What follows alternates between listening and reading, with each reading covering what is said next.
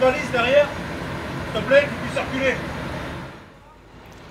C'est un engin peu banal qui s'est garé sur le parking du centre commercial Cora de Wittenheim. Alors il fait 7 tonnes montée. 7 tonnes montée, il est démilitarisé, il n'y a plus le moteur à l'intérieur. Et le montage des trains a été adapté pour qu'on puisse sortir les trains nous-mêmes avec une pompe hydraulique.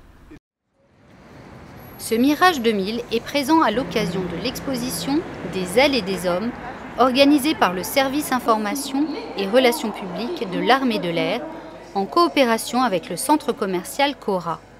L'objectif de cette exposition, c'est d'aller vers le public, rendre accessibles nos matériels et découvrir et montrer aux gens qui nous sommes, ce que nous faisons, quelles sont nos missions au niveau de l'armée de l'air et avec quel matériel nous le faisons. Donc oui, il faut lutter un petit peu contre une ignorance. Que fait l'armée de l'air? Donc on va faire découvrir quelles sont nos missions et qui nous sommes.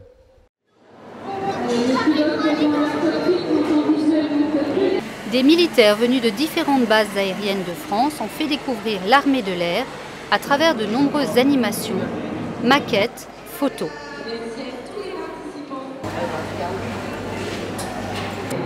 Attends encore.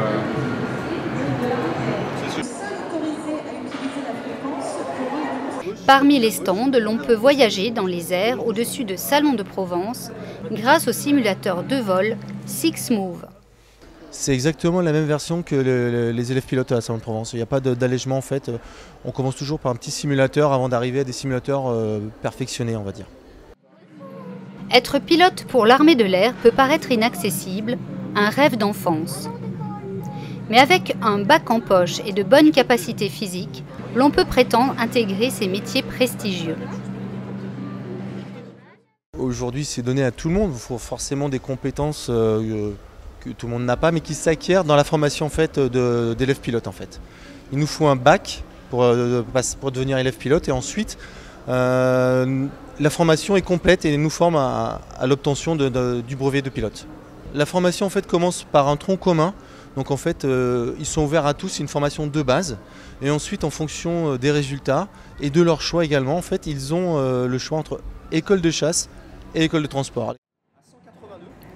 Le public qui a essayé les simulateurs de vol a aussi pu se rendre compte de la précision et de la finesse qu'il faut avoir lors du pilotage et surtout de l'atterrissage d'un avion de chasse. Les sensations de vol sont vraiment réelles dans le cockpit. On a une télé devant nous. Les joysticks sont très sensibles et puis un excellent simulateur. L'atterrissage a été, on a fait un crash. Il y a de nombreux métiers dans l'armée de l'air. Certains sont accessibles après la 3e. Alors moi j'ai un cursus un petit peu atypique. J'ai fait une première et une terminale au sein de l'armée, à l'école des Arpettes à Saintes. Voilà, donc une première et une terminale STI génie électronique. Et ensuite je suis partie à l'issue à l'école des sous-officiers de l'armée de l'air pour faire une spécialisation. Je me suis spécialisée en tant que mécanicien avionique. À l'heure actuelle, la féminisation de l'armée de l'air est à peu près 25%. On est l'armée la plus féminisée en France. Moi, je me suis engagée en 2003. Effectivement, le taux de féminisation était moindre. En tant que mécanicien avion, en plus, c'est une spécialité qui est assez masculine. Maintenant, les femmes peuvent faire le même métier que les hommes. Il y a des pilotes de chasse qui sont des femmes. Voilà, faut pas s'arrêter à ça. Si c'est le métier qu'on veut faire et que c'est notre rêve et que c'est notre passion, il faut y croire et puis tout faire pour y arriver. L'exposition des ailes et des hommes est visible jusqu'au 5 novembre au centre commercial Cora de Wittenheim. Une exposition qui sans doute suscitera des vocations.